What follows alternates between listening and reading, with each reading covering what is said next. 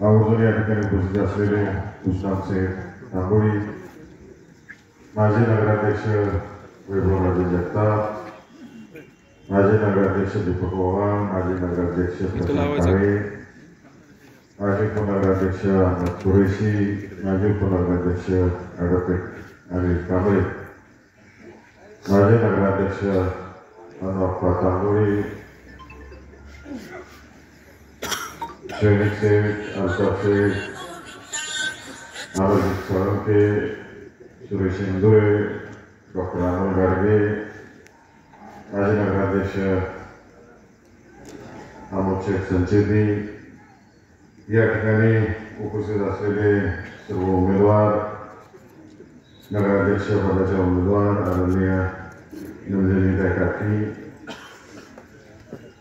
दुसरे या प्रभागामध्ये असलेले उमेदवार राजू वाघमारे, पल्लवीताई अंधारे आणि या प्रभागातील सर्व माता भगिनी आणि बंधू, सगळ्यांना प्रश्न पडला असेल एकच धनुष्यबाण आणि तुतारीचा माणूस इथं काय करतो.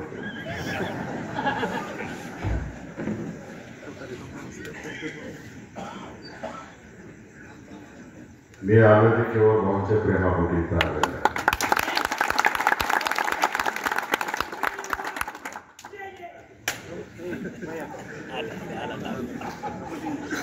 भाऊनी आदेश दिला, मी इथं हजर झालो. तर ते भाऊ असं आहे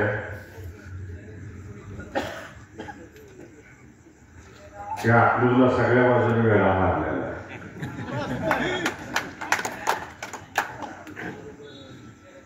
त्याचं चालूच आहे आमचं, तिथं उत्तरं देतोय.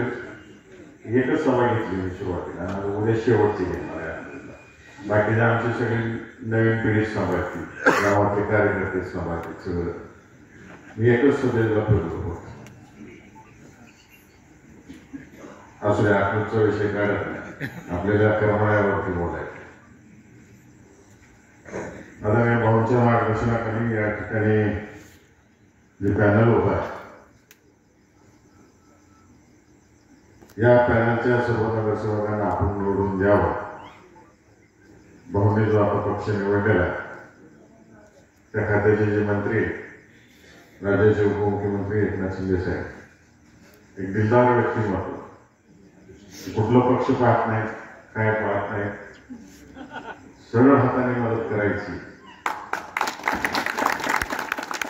त्याचा मी साक्षीदार आहे.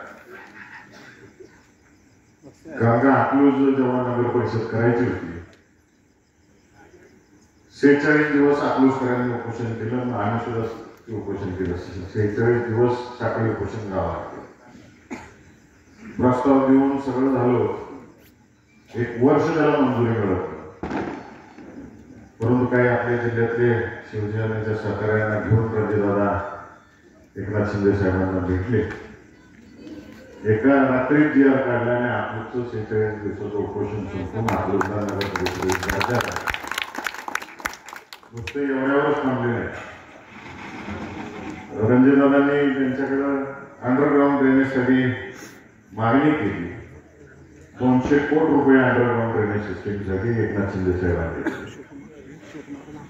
केंद्राची पाणी पुरवठ्याची स्कीम होती 300 कोटी, राज्य शासनाची शिफारस लागत होती, ती सुद्धा त्यांनी त्वरित केली. ती 300 कोटी सुद्धा मंजूर केली. आता जवळजवळ 550 कोटी रुपयाची कामं आपल्याला म्हणजे अशा जिल्हा नेत्याच्या नेतृत्वाखाली आदरणीय भाऊंनी सिनेट प्रवेश केलेला. आणि या ठिकाणी नक्कीच आता करमाळा तालुक्यातील करमाळा शहराने अनेक वर्षाचा विकासाचा वनवास भोगलेला. कारण का बऱ्याच वेळा असं झालं, भाऊ जिकडे जाते त्याच्या विरोधातली सत्ता होती. तेव्हा मनात किती असलं विकास करायचं, तर वर्ण काही झोळीत पडत नव्हतं. परंतु आता झोळीत भरभरून येणारा माणूस तुम्हाला भेटलेला आहे. तेव्हा नक्कीच आता करमाळावासियांनी कमायचं. माझी सगळ्या येणाऱ्या निवडून येणाऱ्या सदस्यांना विनंती आहे, इलेक्शन झाल्यावर राजकारण बाजूला ठेवायचं. सगळं गाव आणि कुणाला कुठं काय काय कामाच्या विकासाच्या दृष्टिकोनातून पाहिजे ह्याच्यावरती टाउन प्लॅन कसा झाला पाहिजे ह्याच्यावरती चर्चा करावा. चर्चा करून तुमची नगरपालिकेचा ठराव करा आणि शिंदे साहेबांकडे जावा. मी सुद्धा दिल्लीला असतो. काही राज्याच्या योजना असतील काही केंद्राच्या योजना असतील आणि श्रीकांत शिंदे साहेब आम्ही तिथे एकत्र जातो. सभागृहात एखाद्या वेळेला म्हणतो दुपारी जेवणाला आम्ही एकाच टेबलला असतो सगळे. त्यामुळे मी तिकडून पण शिफारस करतो वडिलांना सांगते द्या लागते. त्यामुळे कमी काय पडणार नाही. जरी मी विरोधी पक्षात असलो आदरणीय विजयसिंह मोहिते पाटील साहेबांनी राजकारण फक्त राजकारण आणि एका वेळेस जिल्ह्याचा विकास झाला पाहिजे ही शिकवण दिलेली. 17 वर्षांनी जे शिकवण दिलेली ती शिकवण आम्ही पुढं चालू ठेवलेली आणि निश्चितच करमाळा शहराच्या विकासाच्या दृष्टिकोनातून भाऊजी माझ्यावरती खासदार या नात्याने काही जी जबाबदारी टाकतील ती परिपूर्ण करण्याच्या दृष्टिकोनातून या ठिकाणी मी आपल्या सर्वांना आवाहन करतो की भाऊंच्या नेतृत्वाखाली जे पॅनल उभा त्यांना भरघोस मताने आपण येत्या 2 तारखेला निवडून द्यावं असं आवाहन करतो आणि आपल्या सर्वांची रजा करतो.